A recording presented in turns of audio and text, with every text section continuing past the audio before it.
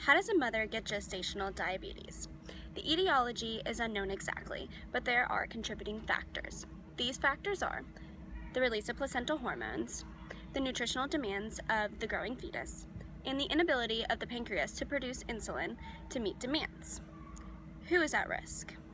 Obese patients, those with a history of gestational diabetes, those with a family history of diabetes, presence of glucose in the urine, those of Hispanic, African American, Native American, or Asian ethnicity, and those who have had a prior unexplained stillbirth.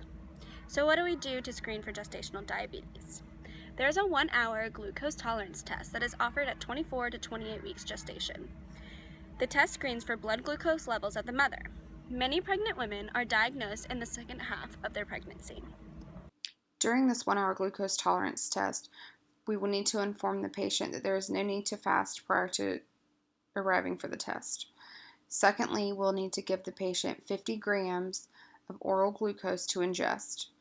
We will come back in 1 hour to check the patient's circulating blood glucose levels. If the patient's circulating blood glucose level is 130 milligrams per deciliter to 200 milligrams per deciliter, we'll then have to send the patient for a 3-hour glucose tolerance test to ensure that the patient tests positive for gestational diabetes. If the patient has a circulating blood glucose level of 200 milligrams per deciliter or higher, there is no need for the further 3-hour testing, confirming that the patient would have gestational diabetes.